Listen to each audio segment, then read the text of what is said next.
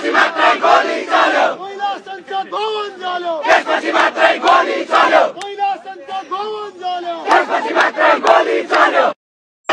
यति बेला हामीसँग संवादको लागि जोडिनु भएको छ प्रखर वक्ता अभियन्ता सहयोगी मनका धनी पनि हुनुहुन्छ। उहाँ पक्कै पनि बिनु कोइराला म्याम हामीसँग संवादको लागि जोडिनु भएको छ। म्याम नमस्कार, स्वागत छ तपाईँलाई।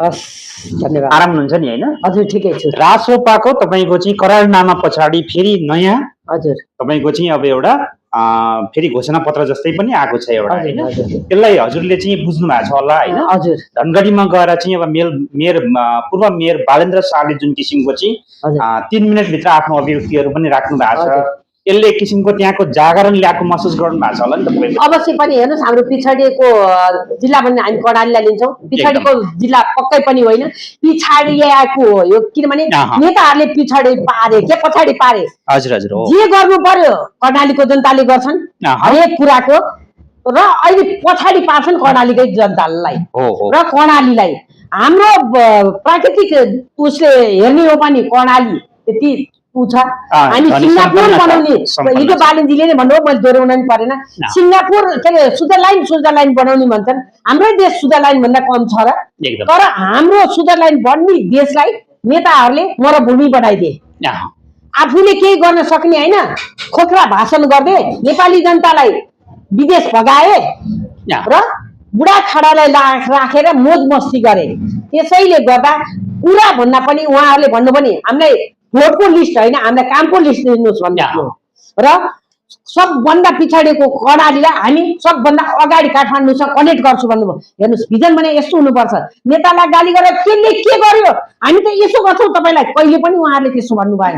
त्यो एउटा नेता हुनुपर्छ। अनि एक थरीको के आएको छ भने अब यो हुन त मजाकको दृष्टिकोणले भने नि हुनसक्छ, बालनजीले काम दिनुहोस् भन्दा नि हामी आफै बेरोजगार छौँ, हामीसँग कामै छैन, उल्टो बालनजीले काम मागिराख्नु भएको छ, हामीले के काम दिने, बरु हामीलाई चाहिँ काम चाहिएको छ भन्ने खालको कुराहरू। हेर्नुहोस्, अब बालिन प्रधानमन्त्री भएपछि पक्कै पनि रोजगारको सिर्जना त अवश्य गर्छन्। किनभने हाम्रो देशमा रोजगार धेरै पाइन्छ, हामी प्राकृतिक रूपले भरिपूर्ण छौँ। त्यसमा पनि रासोपाको घोषणा पत्र पनि हेर्नुभयो होला, कति मेगावाट बिजुली निकाल्ने देखि लिएर एभ्रिथिङ उहाँहरूले निकाल्नु भएको छ योजनाहरू। त्यो योजनामा एकल सरकार बनाउन दिनुहोस्।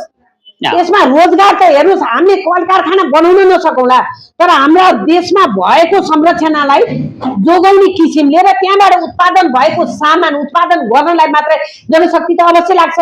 त्यो जनशक्ति हामीले अन्तबाट लिएर आउनु सक्छ। आफ्नै देशका छोराछोरीलाई युज गराउने हो भने त आम्दानी पनि भयो, आफ्नो देशले निकास पनि पाउने भयो, पर्यटन क्षेत्र पनि हुने भयो। त्यसैले गर्दा योजना धेरै छन्, कार्यान्वयन गर्ने बेला भएको छ। त्यसैले गर्दा योजना ल्याउने योजनाकारदेखि लिएर कार्यान्वयन गर्न पनि हामीले एकचोटि नयाँ शक्तिलाई विश्वास गर्नै पर्छ। उहाँले पूर्वाधार विकासको लागि लामो समय लाग्ने ट्रेन्ड हामी तोड्छौँ, हजुर छिटो भन्दा छिटो काम गराउने न्युमा चाहिँ उहाँले के भन्नुभएको छ भने हामी रुखमा बाँधेर हुन्छ कि होइन, अब चाहिँ कुटेर हुन्छ, कसरी हुन्छ, छिटो गराउने भन्ने खालको कुराहरू एकदम। यसलाई चाहिँ अन्यथा मान्छेले लिए कुटेर रे रुखमा बाँधेर गर्छु भन्यो रे। निर्माण व्यवसायी संघले निर्माण व्यवसायी संघले किन विरोध गर्यो भने आफूले एक वर्षलाई लिने टेन्डर 5 वर्ष लगाएर गर्ने गरेको। त्यस पनि एउटा ठेकदार भाग्छ, अर्को ठेकदार आउँछ, अर्को ठेकदार आउँछ। उहाँहरू प्रतिस्पर्धी, काम मेखो मार्ने होइन। त्यसैले गर्दा विरोध जनाउनु भयो। अब एकल सरकार आएर बालिनको मातहतमा सरकार बन्यो भने यहाँ हाम्रो टेन्डर सेन्डर हाम्रो नेताका पार्टीका झोली झम्टीलाई दिने होइन नि त। नेताका साडभाइ ससुरो जेठान यस्ता सालाले पाउने होइन नि त, नेपाली जनताले पाउने छन्। कुनै पनि नातावाद कृपावादमा नगएका जनताले पाउने छन् र कामको मूल्याङ्कनको आधारमा काम दिनेछ। त्यसैले गर्दा काम छिटो छरितो हेर्नलाई निरीक्षण गर्ने मान्छे खटाएर भए पनि काम छिटो अवश्य हुन्छ। 1 वर्षको प्रोजेक्ट लिएर आए 5 वर्ष लगाइदियो, अनि सरकार 6 महिना बदलिन्छ, अनि काम पुरा भयो त। अनि एउटा ठेकदारले एउटा सहमति गरे हुन्छ, त्यसले बनाउनु खोज्छ, भाग्छ, अर्को सरकार आउँछ। त्यसैले गर्दा निरन्तरता दिनलाई भए पनि 5 वर्षको सरकार हामीलाई चाहिएको छ। अनि त्यसमा उहाँको अलिकति वर्ड सिलेक्सन अथवा भाषामा अलिकति त्यो फरक पर्यो। बालिन भाषण गर्दै हिँड्ने मान्छे होइन नि त, काम गर्दै मान्छे हुने हो। उहाँको बोल्ने शैली, उहाँले जे देख्नु स्टेट म जस्तो हुनुहुन्छ बालिनजी, जे हो स्टेट कुरा बोल्दिनु तपाईँ त अलिकति भाषा खेलाउन बोल्दा प्रखर भएँ किनभने मैले धेरै बोल्न थालेँ। बालिनजी त भाषण गर्ने होइन नि त, काम गर्ने मान्छे हुनुभयो। उहाँले बोल्ने तरिका के हो भने काम गरेनन् भने जसरी गराउनु पर्छ हामीले भन्न खोज्नु भएको हो। तर उहाँले रुखा बाँधेर भए पनि पाता कसेर त्यो एकदम हो नि, काम नगर्ने त रुखा बाँध्नै पर्यो, त्यही बाँध्न नसके भएर हेर्नुहोस् त 5 वर्ष योजना हाम्रो बाटो त्यसको ठाउँमा बरु कानुनले बानेर गर्ने अथवा गर्ने जे हो स्टेट कुरा बोल्नु भयो, कानुन भन्नलाई उहाँले ब्याउनु भयो। अन्तिममा प्रधानमन्त्री जस्तो हुने मान्छे अलिकति वाक प्रतियोगिता पनि चाहियो नि त, चाहियो। भाषण गरेर सँगैको रविजीले त्यो त बोल्नु न। रविजी धेरैचोटि भाषण गर्दै हिँड्नु भएको रविजी र बालिनजी काम गरेर हिँड्नु भएको बालिनजीमा यसरी अन्तर छ त। एउटाले भाषण गर्छ, एउटाले काम गर्छ। हैन, प्रशिक्षण पनि सिक्नु पर्यो नि। जाने बेला हुँदैछ भर्खर सुरुवातको त क्रममा हुनुहुन्छ नि बालिनजी। बालिनजी संसद भवन छिर्नु भएको छैन नि त। जब संसद भवन छिरिसकेपछि त्यो सबै भरिपूर्ण भएर आउँछ। रासोपाको कार्यकर्ताहरूमा यतिखेर चेतनाको कमी जस्तो लाग्छ कि लाग्दैन? हेर्नुहोस्, किनभने नयाँ पार्टी हो, भर्खर 2 वर्ष 3 वर्ष भयो नयाँ पार्टी आएको। त्यो चेतना त पक्कै पनि कमी चाहिँ छ। त्योभन्दा पनि नयाँ व्यक्ति हाबी भएका छन्, उहाँहरूलाई चाहिँ प्रशिक्षण दिन चाहिँ जरुरी चाहिँ छ। पक्कै पनि यतिखेर तपाईँको देशभर चुनावी माहौल गरमाएको बेलामा रासोपासँग विभिन्न किसिमको झडपहरू तपाईँले न्युजमा सुन्नुभएको होला है। पार्टीहरूसँग झडप हुने अब हुँदा तपाईँको दाङमा चाहिँ हिजो भर्खर रासोपाको कार्यकर्ताहरूले नेकपा एमालेको झन्डा जलाएको। किन जलाएको त्यसको कुरा पनि तपाईँलाई थाहा छ? रासोपाको कार्यकर्तालाई एमालेको कार्यकर्ताले पिटेको कारणले गर्दा रिसको आवेगमा जना, तर गलत हो झन्डा जलाउनु। त्यही त, झन्डाले केही गरेको होइन, मान्छे गरेको। आचार संहिता भन्दा पनि झन्डा जलाउनु कुनै पनि उचित होइन। चाहे रासोपा जलाओस् चाहे एमाले जलाओस्, झन्डा जलाउनु भने बेकुफी काम हो र आफूलाई गिराउनु हो। झन्डा गिराउनु कुनै पनि नैतिक तालिम दिँदैन। उहाँहरूले एक्सक्युज माग्नै पर्छ। मान्छे पिटापिट गर्न पनि पाइँदैन। आचार संहितामा मान्छे पिट्न चाहिँ पाइन्छ त? रासोपाको कार्यकर्ताले जिन्दाबाद भन्दै हिँड्यो भनेर एमाले आएर पिट्न पाइयो त? त्यो पनि आचार संहितामा जनाउनु पर्यो नि त। त्यो कारणले भयो भन्दैमा कुकुरले खुट्टा टोक्यो भने कुकुरको खुट्टा आफूले टोक्नु भएन। रासोपालाई यो सुझाव हो। त्यही त। फेरि यता तपाईँको चाहिँ दोलखाको घटना पनि अलिकति तपाईँलाई म रिमाइन्ड गराउँछु। त्यहाँनिर चाहिँ काङ्ग्रेसको कार्यकर्ताहरूले फेरि त्यहाँ चाहिँ घन्टीको समर्थकहरू भाग्दै जाँदाखेरि फेरि उहाँहरूलाई यहाँ पाउँदैन, भाग धम्की दिनुभएको छ, पिटाउला कुटाउला चाहिँ गर्नुभएको। राजनीतिको यो आचार संहिता अन्तर्गत पर्छ कि पर्दैन? आचार संहिता अन्तर्गत भनेर अहिले बालेन्द्र रविले हुडमाथि बसेर हात हल्लायो भने त्यो आचार संहिता उल्लङ्घन गरेको भयो। आजदेखि त्यो पनि बैन गरिदियो भनेपछि सरकार पनि रासोपाबाट डराएको हो कि जस्तो कता कता फिल भयो। किन हात हल्लाउँदै गएर कसैले हान्न गएको थियो हात हल्लाउँदैमा? त्यो पनि त एउटा सरकार डराएको हो कि निर्वाचन आयोग डराएको? निर्वाचन आयोग होला। अब त्यही जसले आचार संहिता लगायो त्यही नै डरायो नि। त्यसैले गर्दा यस्ता कुराले बाँधेर अब नेपाली जनता बाँधिँदैनन् के? अब रासोपामय देश भइसकेको छ, घन्टीमय देश भइसकेको छ। जुन पार्टीले जे गरे पनि केही हुनेवाला छैन, एकचोटि चेन्ज हुन्छ, रासोपाको सरकार बन्छ। जस्तो तपाईँको यहाँ काठमाडौँ क्षेत्र नम्बर 3 को राजु पाण्डेको के वक्तव्य अरे, यदि घन्टीमा तपाईँले भोट हाल्नु भएन भने भदौ 23 गते 23 गते जुन किसिमको घटना भएको थियो त्योभन्दा ठुलो घटना हुन्छ भन्ने हिसाबले चाहिँ उहाँले घुमाउरो शैलीमा फेरि पनि त्यस्तै घटना हुन्छ भन्ने संकेत गर्नु। एकदम त्यो होइन कि रासोपाको सरकार अवश्य पनि बन्छ। वो भोट हामीले अब हामी के हाम्रा छोराछोरी मारे ज्यान मारालाई दियो त? हामी नेपाली जनता त्यति मूर्ख छौँ त? 76 जना हाम्रा छोराछोरी अहिलेसम्म निशा पाछन् छैन नि त? हाम्रो काख सधैँ रिक्तोका रिक्त नै छ। अनि जनआस्थाले एउटा रिपोर्ट निकालेको छ, 76 जना भन्नाले तपाईँको ठ्याक्कै 20-22 जना चाहिँ त्यो स्टुडेन्ट नै मर्या रहेछ होइन, जेनजी नै मर्या रहेछ। त्योभन्दा बाहेकको त अन्य त कोही चोरीमा परे, कोही कता परे होइन। एक्ज्याक्ट रिपोर्ट अहिले पनि अझै पनि निक्लिया है। हेर्नुहोस् 19 जना त कलेजका स्टुडेन्ट परे। त्योभन्दा पनि हेर्नु 24 गते त जब आक्रोश हो नि त, 19 जना छोरछोरी मरिसकेपछि हामी आमा बाउ त चुप लाएर बस्न सकेनौँ नि त। त्यो आक्रोश हो। त्यो आक्रोशको बेलामा त्यहाँ पनि ज्यादती भयो। त्यही 19 जना मारिसकेपछि पनि उहाँहरू सम्बन्धित हुन सक्नु भएन र तत्कालीन प्रधानमन्त्रीले राजीनामा सुद्धा दिन सक्नु भएन। यो एउटा विडम्बना हो नि त। नि उहाँहरू अझ पनि दम्बर र हामीलाई गोली खेसाएर रगत छिन्न बिनाबाट 25,000लाई त उहाँहरूले घाइते बनाउनु भयो नि त। यो पनि त गलत हो नि त। आफ्नो गल्ती चाहिँ नस्वीकार्ने उहाँहरू, अनि अर्काको गल्तीमा चाहिँ भैँसी देख्नु त त्यो गलत हो नि त।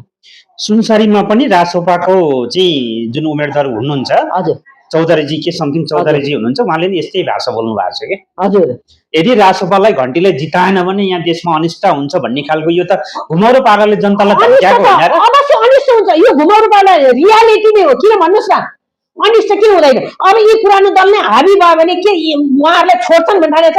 उहाँहरूले गरेको भाषण सुन्नु भएको छ, पुराना दलहरूले गरेका भाषण। यदि हामी सत्तामा पऱ्यो भने कोही रहेनन् भनेर उहाँहरूले कतिचोटि भनिसक्नु भएको छ त। उहाँहरूले चाहिँ जे बोल्दा त्यसलाई एकदम ताली पल्टाउनु पर्ने, अनि राष्ट्रपाले बोल्यो भने त्यसलाई चाहिँ राष्ट्रपाले पनि त्यही बोल्यो भने त अनि पुरानो र नयाँमा एकदमै गलत, नराम्रो होला है देशमा भनेर सजग गराउन खोजेको नेपाली जनतालाई। सबै भाषामा बोल्नु पर्यो, मजाले जनतालाई बुझाउनु पर्यो, धम्क्याउने शैलीमा बोल्नु भयो। धम्क्याएको पक्कै पनि होइन, 23 गतिको जस्तो हुन सक्छ, दोहोरिन सक्छ है। तपाईँले पुरानो नै पार्टी दोहोऱ्याउनु भयो भने फेरि हाम्रा छोराछोरीहरू कलिलै उमेरमा शहीद हुनुपर्छ, यिनीहरूको शिकार हुनुपर्छ भनेर उहाँहरूले त्यो भन्न खोज्नु भयो। उहाँहरूको भन्ने शैली नमिलेको मात्रै हो। त्यही त शैली सुधार्नु शैली सुधार्नु त अलिकति प्रशिक्षण चाहिँ कमी छ, किनभने नयाँ पार्टी हो, उहाँहरूको त्यो प्रशिक्षण चाहिँ अलिकति कमी छ देखिएको छ। जस्तो बिनु म्याम यतिखेर जस्तो प्रत्येकचोटि गगनजीलाई सोध्ने प्रश्न एउटै थियो, प्रमाण खोइ भन्ने खालको सोध्दा हिजो त उहाँले छर्लङ्गै प्रमाण देखाउनु भयो नि होइन? घोषणा पत्रमा पहिलो नम्बरमा सहकारी ठगीलाई तह लगाउँछौँ, कारबाही गर्छौँ भन्ने उहाँले भन्नुभएको छ। प्रमाण पनि देखाउनु भयो। अब प्रमाण देखाइसकेपछि देखाउनु भएको छ, रवि लामिछानेजी उहाँले देखाउनु भएको छ, त्यही हिजो तपाईँले हेर्नु भएन? प्रमाण त देखाउनु भयो, त्यही खोजको कागज त हामीले संसद भवनमा पनि देखिरहेको खोजको कागज हो नि। प्रमाण छ भने किन रविलाई चुनाव उठाउनु दिएको? हाम्रो खर्च किन बढाइदिनु भएको? त्यही त हो, चुनावमा होमिन दिनु भने खर्च बढाउनु हो। त्यो खर्च कसको त? उहाँहरूको पकेटको खर्च पक्कै पनि होइन। देखाउनु भएको तपाईँको त्यो प्रमाण होइन, त्यो कागज प्रमाण भयो त उहाँले अहिले प्रमाणित गरेर रविलाई जेल पसिसक्नुहुन्थ्यो। खुल्ले यहाँ चुनावमा होमिन दिनुहुन्थ्यो होला गगनजीले।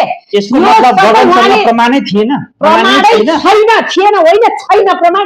उहाँले अहिले पनि त्यही प्रमाणको आधार लिएर भोट पाउँछु भन्नुभएको थियो। पाउने भोट पनि उहाँको अब 0% मा जान्छ। हेर्दै जानु, तपाईँले यति नै झुटको खेती गर्नु भएको छ नि के अरे गगनजी। तपाईँको यही झुटको खेती गर्दा तपाईँ भागेर सर्लाही जानु पर्यो। अब सर्लाहीबाट पनि भागेर तपाईँ कुन चाहिँ जिल्लामा जानुहुन्छ खोजको कागज हल्लाउनलाई? तपाईँको झुटको खेती अब नेपाली जनताले विश्वास गर्दैनन्, पत्याउँदैनन् पनि। त्यसैले नि अब तपाईँ हाकी भन्ने 100% भयो। अब छटपटाउन थाल्नुभयो, मैले के गरेर चाहिँ म अलिकति माथि आउँछु। त्यस्ता प्रमाणले हामीलाई छुँदैन र सर्लाहीवासीलाई पनि छुनेवाला छैन। तपाईँले यसो भन्दै गर्दा जुन दिन पहिलोचोटि जाँदाखेरि जनकपुरमा रासोपाको एकदमै महल तातेको थियो बालेन्द्र शाह र रवि लामिछाने जाँदाखेरि। यतिखेर उहाँले त्यहाँबाट छोडेर गइसकेपछि मधेसवादी मान्छेहरू त गगनमा मस्त मगन भएर लागिरहेको होइन। काङ्ग्रेसको घोषणा पत्र त्यो सभा पनि देख्नुभयो होला, विशाल जनसभा। मैले त्यही भनी सवाल र जवाफ भन्दा पनि यहाँ मान्छेले हेर्ने र जो पनि हेरिदिन्छ। म गएर यहाँ अहिले अघि भर्खर उज्यालो पार्टी आएको थियो, को आएछ भने हेरि उज्यालो पार्टी, नमस्ते हजुर नमस्ते उज्यालो पार्टीलाई हस् तर घन्टीमा भन्ने पठाइदिए। त्यो हेर्न जो पनि जान्छ, कराएको सुनेर हेर्न जो पनि जान्छ। र गगनजीले बोलेको सत्य कुरा कति बोल्छ र झुटो कति बोल्छ भनेर विश्लेषण गर्न पनि मान्छे गइरहेका हुन्छ। त्यो प्रमाण भनेपछि उहाँले देखाएको प्रमाणलाई कुनै आधारहीन छ? यो प्रमाण आधार भएदेखि उहाँले जेल हालिदिनुहोस्। हाम्रो चुनावको वेबसाइटमा गएर हेर्नुसम्म भन्नुभएको छ उहाँले, त्यसले प्रमाण नमान्ने? यो वेबसाइटमा भएदेखि सर्वोच्चमा किन दिनु भएन र उहाँले लगेर किन जेल खोज्नु भएन त? यसको प्रमाण पनि हामीलाई दिनु नि त। हाम्रो खर्च किन बढाइदिनु भएको त? नेपाल लुटेको पैसा होइन नि, हामी गरिब नेपाली जनताको ट्याक्सको पैसाले यहाँ चुनावमा अरबौं खर्च गराउने। अनि अहिले प्रमाण छ भन्ने फेरि चुनाव गरिसकेपछि अनि फेरि त्यहाँ फेरि अर्को चुनाव गराउने गर्दा त उहाँले चाहिँ कारबाही गर्नुपर्छ। दुईचोटि कारबाही प्रमाण नदिने अनि चुनाव भइसक्ने, फेरि खर्च बढाउने, फेरि रवि लामिछानेको पद चेक पार्ने, अनि फेरि चुनाव गर्दा कसको खर्च गयो? उहाँलाई चाहिँ कारबाही गरौँ र उहाँलाई चाहिँ जेल कोचौँ। यो पनि उहाँको अनैतिक काम हो। अहिले गर्नुहोस्। तपाईँले भने जस्तो अब कुनै पनि चिजको आरोप लाउँदाखेरि त्यो चिजको आरोपको भोलि पुष्टि हुन्छ कि हुँदैन भन्ने जिम्मेवारी त उहाँले पनि लिनुपर्छ। जिम्मेवारीको मात्रै कुरा भएन नि सर। के आरोप लाउनु भएन होइन, छ भन्नु भएन, छ भन्यो भने कि त त्यो आधार चाहिँ उहाँले पनि दिनु पर्यो। आधार मात्र होइन, हाम्रो त खर्च भयो नि त चुनावमा। चुनावको त पैसा हाम्रो खर्च भयो नि त। अनि चुनाव हुने त्यसपछि उहाँले ल प्रमाण रहेछ उहाँसँग, अनि पद सिधाइदिने, अनि फेरि अर्को चुनाव गर्ने त खर्च कसको त उहाँको खल्तीमा हुन्छ। हिजो उहाँले देखाएको प्रमाणको आधारमा रवि लामिछानेलाई केही पनि हुँदैन तपाईको। केही हुनेवाला छैन। हुने बजाय उहाँहरू अहिले चुप लाएर बस्नु हुँदैन थियो। रविलाई जेल पोचिसक्नुहुन्थ्यो। उहाँसँग प्रमाणको नाममा नि ठोस्टे कागज हल्लाएर जनताको स्याम्पाती लिने कोसिस गर्नुभयो। त्यही पनि 2-4 जना झोले झाम्टेको प्रमाण त हामीसँग छ। प्रमाण भए चुप लाएर बस्थे यिनीहरू। एउटा कुरा सत्य त मैले तपाईँलाई के इन्डिकेट गर्छु भन्दाखेरि रवि लामिछाने प्रबन्धक भएर टेलिभिजनमा आउनुभन्दा अगाडि त्योभन्दा पहिला नै एउटा चाहिँ उहाँहरूको कोर टिमको शेयर सदस्यमा त्यो जुन टिम छ सञ्चालक समितिमा त्यहाँ बसेर मिटिङ बसेर उहाँले चाहिँ ब्याङ्क खातासम्म खोल्नु भएको रहेछ। हजुर भनेपछि उहाँलाई त शेयर धनी नै मान्नु पर्यो नि त ग्यालेक्सी टिभीको। ग्यालेक्सी टिभीको होला खाता खोल्नु भयो। खाता खोलेर राजीनामा दिएर छोड्न नै सकिन्छ। ब्याङ्क खाता त उहाँको नाममा खोलेपछि त उहाँ पनि त तपाईँको हिस्सेदार जीवी राई जतिकै हिस्सेदार। मैले मेरो सहकारीमा मैले खाता खोली मेरो नामबाट अहिले बैङ्क चल्छ। मैले भोलि राजीनामा दिएर गएँ भने मेरो खाता मेरो बन्द हुँदैन। रवि लामिछानेले तपाईँको राजीनामा दिएको भन्दा पछाडि पनि धेरै चेकहरू काटेको छ उहाँको नाममा। पहिले काटेको चेकहरू सिग्नेचर गराएर राखेको हुन्छ। पाइएन नि त त्यो त तपाईँको चाहिँ आफ्नो प्रमाणहरू त लिएर जानु पर्यो नि त। हो त्यही नै गलत भइरहेछ नि। त्यही गलत भइरहेछ। 814 वटा चेक काटेको छ उहाँले। हेर्नुहोस् प्रमाणित गरिदिनुहोस्। म त त्यही भन्छु। कुनै पनि ठगले नि नेपाल चलाउन पाउँदैन। मेरो पनि 814 वटा चेक त तपाईँको प्रष्ट रूपमा उहाँको चाहिँ अब प्रमाणमै छ त। त्यो त ब्याङ्कको स्टेटमेन्टमै छ त। छ भनेदेखि किन अदालतले अहिले खुल्लेआम छोडिदिएन? यो कुरा पनि प्रश्न छ नि त। तपाईँलाई म एकछिनपछि एउटा चाहिँ भिडियो देखाउँछु अथवा दर्शकले पनि यहाँनिर हेर्नुहुन्छ होला हैन। रवि लामिछानेजीले मतदातालाई मत माग्ने क्रममा उहाँले सिधै भन्नुभएको छ हामीले पटक पटक ऋण लिएको भन्ने स्वीकार्नु भएको छ कि उहाँले। ऋण लिन पाउँछ त। काम पैसा चाहिएपछि त ऋण लिने हो। उहाँले ऋण लिँदैन ठगेको हुन्छ। नतिरे मात्रै ठगेको हुन्छ। उहाँले तिर्नु पर्दैन थियो त। अवश्य ऋण खाएपछि ऋण तिर्नु पर्छ। यहाँ त्यही ऋण खाएपछि 20 लाखसम्म मिना गरिदिन्छु भने अफवाह फैलाएर नेपाली जनताको जुन स्याम्पति लिन खोजिएको थियो 25,000 गरिदिने रे नि त। हेर्नुहोस् 25,000 माफी हुने भइसक्यो नि। त्यो त सरकारले नै गर्ने भइसक्यो। अब नेकपा एमाले त्यो पनि गर्छु भनेको छ। त्यो विषयमा पछि आउँला। यहाँ जीबीको कुराहरू पनि छ। अब डाटा पनि दिन्छु भनेको छ है। हजुर हेरौँला। डाटा भयो भने उ भयो भने रवि लामिछाने दोषी पाइयो भने सबभन्दा पहिला म जान्छु रवि लामिछानेलाई समातेर जेलमा हाल्नलाई। यतिखेर रासोपाले एजेन्डामा पहिलो फेरि त्यही राखेको छ। हर्काजीले पनि कुरा उठाउनु भएको छ सहकारी ठगले नै ठग सहकारीको एजेन्डा बनाएछ भन्ने कुरा। हर्काजीले अरूलाई गाली नगरी अहिलेसम्म राजनीति गरेर देख्नु भएको छ। मेयर हुँदा के गर्नुभयो आई डोन्ट नो। तर अब अहिले उहाँ प्रधानमन्त्री नपाएको आक्रोशमा उहाँले अरू रविलाई बालेनलाई कुलमानजीलाई र अर्को कसलाई 3 जनालाई गाली नगरिकन राजनीति गरेर देख्नु भएको छ तपाईँले? पक्कै पनि छैन नि त। त्यसैले गर्दा गाली गरेर राजनीति गरे हर्कजीले यसो भन्नुभयो फलानुले यसो भन्नुभयो नभन्नु। हर्कजीले त के अब हर्कजीको कुरा गर्नु। तपाईँहरूले जितेको 100 दिनमा सहकारी पीडितको सबैको पैसा फिर्ता दिन्छु भनेर अहिले घोषणा पत्र निकाल्नु एकदम त्यो अवश्य दिनै पर्छ। हामी पनि एकदम गर्छौँ। रविजीले खाए पनि यदि खाएको होइन भने पनि सहकारी पीडितको पैसा सुलभ रूपमा कसरी व्यवस्था मिलाएर दिन सक्नुहुन्छ?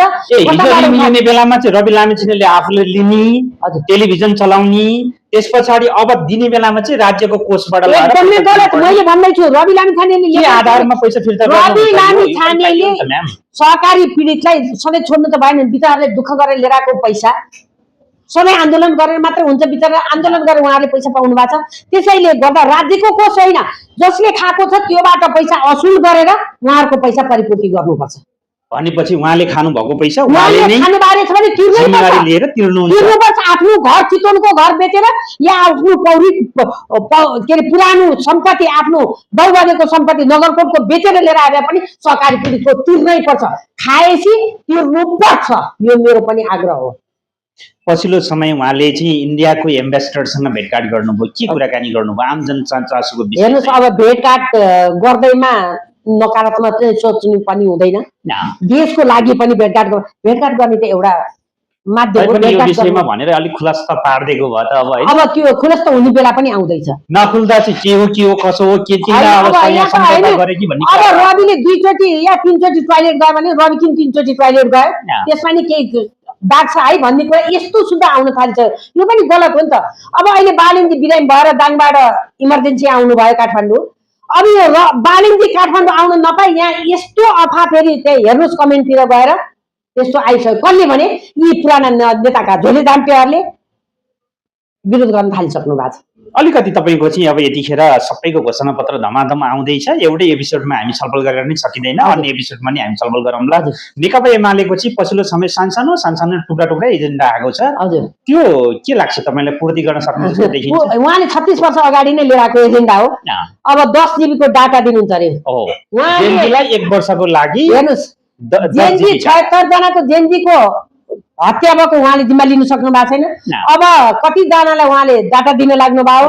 पहिला उहाँले नै सामाजिक सञ्जाल प्रयोग गर्न दिनु भएन, बन्द गराउनु भयो। अहिले डाटा दिन्छु भनेर खोके भाषण गर्नु, हामीलाई डाटा चाहिँदैन।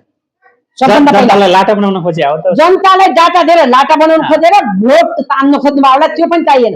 र उहाँले पाइप लिएर आउँछु भने 36 वर्ष अगाडिदेखि हो, अहिलेसम्म हामीलाई ग्यासको पाइप आएको छैन। तर घोषणा पत्रमा एजेन्डामा चाहिँ त्यो आएको छैन। घर घरमा ग्यास ल्याउँछु मैले, कहाँ भण्डारण शुद्ध गरिसक्नु भएको छ। त्यो ग्यास पनि हामीलाई चाहिँदैन, हाम्रो घरमा अलरेडी ग्यास बाल्न थालिसकेका छौँ हामी, त्यो चाहिँदैन। उद्यमीहरूलाई $10,000 कार्ड दिने रे नि त उहाँले। हेर्नुहोस्, अब जे भन्दा नि हुन्छ यो भोटको लागि भनेर नेताहरू अब घर बनाइदिन लाग्छन्, माटो मुछेर घर पनि बनाएछन्, उखु पनि बोक्देका छन्, जेरी पनि पकाइदिएछन्, यस्तो सुड फुलाएर माला टाउकोभरि पनि लगाएरै हिँडेका छन्। यहाँ त जे पनि गर्छन् निर्वाचन अगाडि भोट माग्नको लागि। हामी दाजुभाइ दिदीबहिनी तपाईँहरू सोझा साझाको यिनीहरूले मौकाको फाइदा उठाइरहेछन्। भ्रमको खेती नगर्नुहोस्, हस् भनिदिनुहोस्, तर भोट हाल्ने बेला 50 चोटि 76 जनालाई मारेको त्यो आमाको काख खिचेको सम्झिनुहोस्। होइन, खगेन्द्र सुनारजी पनि प्रश्नबाट डराएर चाहिँ एन्सरै नदिकन भाग्नुभयो भन्ने कुरा सामाजिक सञ्जालमा आयो। जवाबदेही त हुनु पर्दैन होला? एकदम अवश्य नै पर्छ। सोधेको क्वेसनको एन्सर दिन सक्ने क्षमता राखेर अगाडि बढ्नु पर्छ जस्तो चाहिँ मलाई। जगदीश खरेलजी त मतदातालाई झम्टिनै जानु, झम्टेको होइन, सवालको जवाफ गरेको र उहाँले सोधेको प्रश्नको उत्तर दिएको। किनभने त्यो कुरा त उहाँ नेकपा एमाले प्रति हुनुहुँदो रहेछ नि त, त्यहीको नेता हुनुहुँदो रहेछ। त्यसैले गर्दा उहाँले त्यहाँको नेता भए पनि त्यहाँको भोटर हो, त्यहाँको जनता त हो नि, होइन र? जनता त उहाँले गरेको क्वेसनको जवाफ दिनुपर्छ, जवाफ दिनुभयो। टिकाराम यात्रीकोमा त उहाँले स्वीकार्नु भएको छ त, बारबारा फाउन्डेसनको उहाँ पनि मेम्बर हो भन्ने हिसाबले प्रश्न भन्नु भएको छैन उहाँले? भन्नु भएको छ, तर त्यतिखेर प्रमाण खोइ भने त्यसरी जङ्गिन त त्यति स्वाभाविक होला। अहिले प्रमाणै नदिकन त्यतिकै खोक्रे भाषण गरेर नै पाइएन नि त। प्रमाण अहिले रविको प्रमाण छ भनेर गगन थापाले उहाँ जतिको उम्मेदवार मान्छे त अलिक संयम भएको भए त भइदियो। मलाई त हेर्नु, संयम हुने हरेक कुरामा संयम नै हुन सकिन्छ र? कसैले पहिला झम्टिँदै जाने त सबैले झम्टिनु भएको छ र उहाँले जस्तालाई त्यस्तै ढिँडोलाई निश्चय भन्ने त्यसै उखान राखेर आइलाग्ने जाइलाग्ने नि सिक्नु पर्यो नि। जुन बेला नि हजुर भन्यो भने त पहिला नेता र अहिले नेतामा के भयो? निरङ्कुश बनाएर नि नेपाललाई यसरी मुठी बनाएर कसैले चित्त बोल्ने नगरी देश विकास गर्नुपर्छ। जब उहाँ प्रश्न सोध्ने ठाउँमा हुनुहुन्थ्यो, आज त उहाँ उत्तर दिने ठाउँमा हुनुहुन्छ नि त। उत्तर त अवश्य दिनुपर्छ, कुन तरिकाले प्रश्न सोधेको छ त्यो अनुसारले एन्सर दिने हो।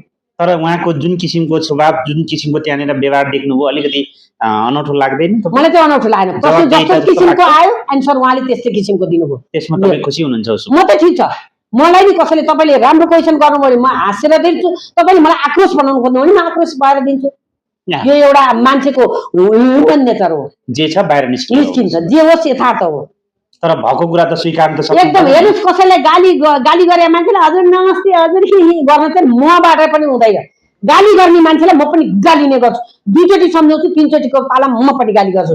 किनभने नि जस्तालाई त्यस्तै गरे भने मान्छे क्लियर छन्। होइन, यतिखेर राजसभाको कस्तो एकदम बोली चेन्ज भएको तपाईँलाई लाग्दैन? मलाई लाग्दैन है।